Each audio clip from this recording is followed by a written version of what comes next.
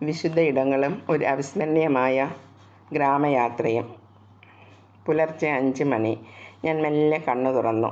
ഇന്നലത്തെ നീണ്ട യാത്രയുടെ ക്ഷീണം എഴുന്നേൽക്കാൻ മടി തോന്നിപ്പിക്കുന്ന വിധം ഒരു സുഖമുള്ള തണുപ്പ് മുറിയിലാകെ പടർന്നു കിടപ്പുണ്ട്.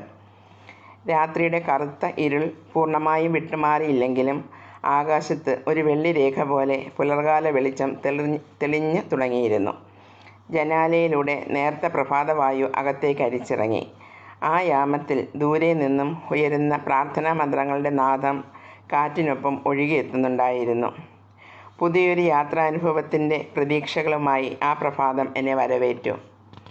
ജ്യോതിയുടെ വീട്ടിൽ നിന്നും സ്വാദിഷ്ടമായ പ്രഭാത ഭക്ഷണം കഴിച്ച് 10 മണിയോടടുത്ത് ഞങ്ങൾ യാത്രയ്ക്ക് തുടക്കം കുറിച്ചു. അപ്പായും ഞങ്ങൾക്കൊപ്പം ഉണ്ടായിരുന്നു. അപ്പായുടെ സാന്നിധ്യം ഞങ്ങളുടെ യാത്രയ്ക്ക് ഒരു വലിയ അനുഗ്രഹമാണ്. വണ്ടി മുന്നോട്ട് നീങ്ങവേ അപ്രതീക്ഷിതമായി ഒരു റെയിൽവേ ലെവൽ ക്രോസിൽ കുറച്ച് സമയം കാത്തു നിൽക്കേണ്ടി വന്നു. വണ്ടി ഹൈവേയിലൂടെ മുന്നോട്ട് കുതിക്കുമ്പോൾ റോഡിനൊരു വശം പൂത്തുലഞ്ഞു നിൽക്കുന്ന ഒട്ടനവധി അരളിച്ചെടികൾ, പിങ്ക്, ചുവപ്പ്, വെള്ള നിറത്തിലുള്ള അരളിപ്പൂക്കൾ കാറ്റിൽ താളത്തിൽ തലയാട്ടി നിൽക്കുന്ന വശ്യമായ കാഴ്ച മനോഹരമായിരുന്നു. കാറ്റാടി യന്ത്രങ്ങളും തെങ്ങുകളും അതിനൊപ്പം റോഡിന് സൈഡിലുള്ള പൂക്കളും കൂടിയായപ്പോൾ ഞങ്ങളുടെ യാത്ര ഒരു വർണ്ണാഭമായ ക്യാൻവാസ് പോലെ മനോഹരമായി മാറി. വണ്ടി മുന്നോട്ട് നീങ്ങവേ ദൂരെ ആകാശത്തോട് മുട്ടി നിൽക്കുന്ന മലനിരകൾ ദൃശ്യമായി തുടങ്ങി.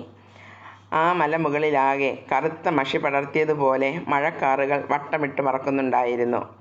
പ്രകൃതി ഒരേ സമയം ഗൗരവക്കാരനായും സുന്ദരനായും മാറി മറിയുന്ന കാഴ്ചയായിരുന്നു അത്.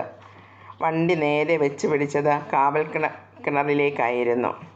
യാത്രയ്ക്ക് കൂടുതൽ സന്തോഷം പകർന്നുകൊണ്ട് രാജനും ജോയിസും വന്നെത്തി. അവരും ഒപ്പം ചേർന്നതോടെ ഞങ്ങളുടെ യാത്രയുടെ മൂഡ് തന്നെ മാറി. കാവൽ കിണറിലെ ടീ ഷോപ്പിൽ കയറി ചായ കുടിച്ച് ഇറങ്ങുമ്പോൾ വഴിയോരത്ത് മനമയക്കുന്ന സുഗന്ധം പരത്തി വെച്ചിരുന്ന ചക്കയിൽ കണ്ണൊടുക്കെ. പോൾമതി അതിലൊരെണ്ണം വാങ്ങി. അടുത്തതായി ഞങ്ങൾ പോയത് വിശുദ്ധ ദേവസഹായം പിള്ളയുടെ ദേവാലയത്തിലേക്കാണ്. ദേവാലയമുറ്റത്തേക്ക് കാൽ വെച്ചപ്പോൾ തന്നെ മനസ്സിനെ പൊതിയുന്ന ഒരു പ്രത്യേക ശാന്തത അനുഭവപ്പെട്ടു. പച്ചപ്പ് നിറഞ്ഞ മലനിരകളുടെ പശ്ചാത്തലത്തിൽ ആകാശത്തേക്ക് ഉയർന്നു നിൽക്കുന്ന മനോഹരമായ ദേവാലയം ഒരു വലിയ കാവൽക്കാരനെ പോലെ തോന്നി. ദേവാലയത്തിന് ചുറ്റുമുള്ള കാറ്റാടി മരങ്ങളിൽ നിന്നും വീശിയടിക്കുന്ന തണുത്ത കാറ്റ് ശരീരത്തെയും മനസ്സിനെയും ഒരുപോലെ തഴുകി ഉണർത്തി. നൂറ്റാണ്ടുകൾക്ക് മുമ്പ് ഇവിടെ നടന്ന ത്യാഗത്തിൻ്റെയും വിശ്വാസത്തിൻ്റെയും കഥകൾ വിളിച്ചോതുന്നതായിരുന്നു അവിടുത്തെ ഓരോ കോണും. പ്രാർത്ഥനാ ഹാളിലിരിക്കുമ്പോൾ യാത്രാക്ഷീണമൊക്കെ മാറി മനസ്സിലേക്ക് വലിയൊരു സമാധാനം അരിച്ചിറങ്ങി. ആ പുണ്യഭൂമിയിലെത്തിയപ്പോൾ ഞങ്ങളുടെ ലക്ഷ്യം വിസ്മയമുണർത്തുന്ന മണിയടിച്ചാൻ പാറ കാണുക എന്നതായിരുന്നു. ചരിത്രവും അത്ഭുതവും ഉറങ്ങുന്ന ആ കരിമ്പാറയ്ക്ക് മുന്നിൽ ഞങ്ങൾ ഭക്തിയോടെ നിന്നു. മനസ്സിൽ ഒരു ചെറിയ പ്രാർത്ഥനയോടെ ഞങ്ങൾ ആ പാറമേൽ മെല്ലെ ഒന്ന് തട്ടി. കഠിനമായ കല്ലിൽ നിന്നല്ല, മറിച്ച് ഒരു വലിയ പള്ളിമണിയിൽ നിന്നും ഉയരുന്നത് പോലെയുള്ള മനോഹരമായ നാദമാണ് അതിൽ നിന്ന് കേൾക്കുവാൻ കഴിഞ്ഞത്.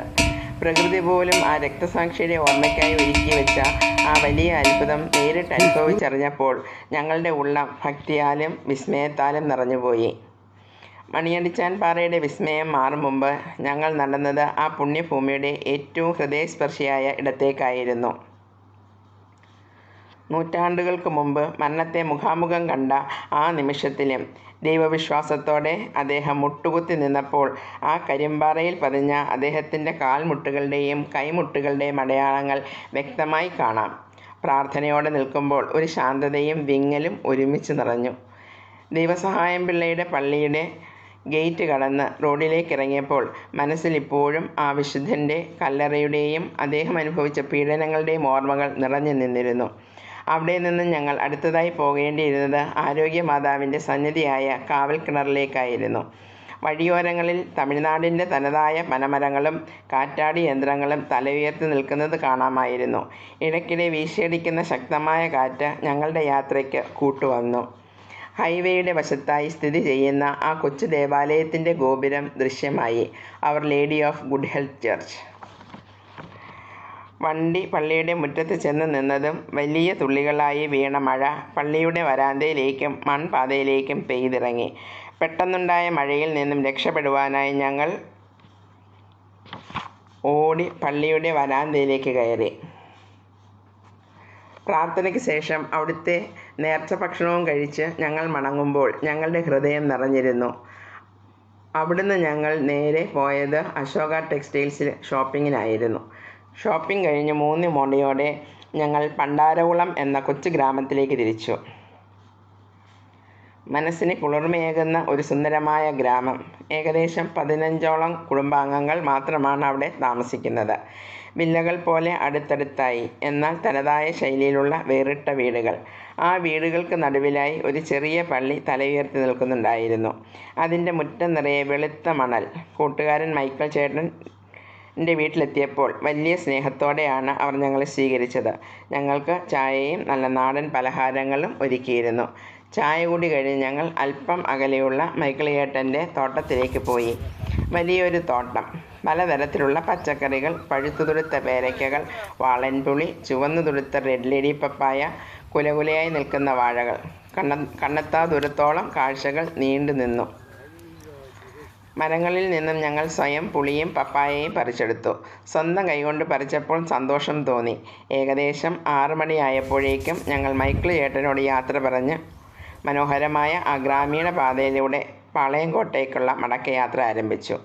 റോഡിൻ്റെ ഇരുവശവും തലയുയർത്തി നിൽക്കുന്ന തെങ്ങിൻ തോപ്പുകൾ കണ്ണിന് വല്ലാത്തൊരു കുളിർമ നൽകി. പച്ചപ്പ് നിറഞ്ഞ ആ കാഴ്ചകൾ ആസ്വദിച്ച് നീണ്ട യാത്രയ്ക്കൊടുവിൽ ഞങ്ങൾ സുരക്ഷിതരായി വീട്ടിൽ തിരിച്ചെത്തി. യാത്രയിലുടനീളം ഞങ്ങളെ കാത്തു പരിപാലിച്ച് സുരക്ഷിതമായി വീട്ടിൽ തിരിച്ചെത്തിച്ച ദൈവത്തിന് ഹൃദയം നിറഞ്ഞ നന്ദി. ഈ യാത്ര ഇത്രയും മനോഹരവും അവിസ്മരണീയവുമായി മാറ്റാൻ മുൻകൈയെടുത്ത ജ്യോതിക്കും പോൾമതിക്കും ഹൃദയം നിറഞ്ഞ നന്ദി. നിങ്ങളുടെ സ്നേഹത്തോടെയുള്ള കൂട്ടായ്മയും നല്ല പ്ലാനിങ്ങുമാണ് ഈ യാത്ര ഇത്രത്തോളം മനോഹരമാക്കിയത്.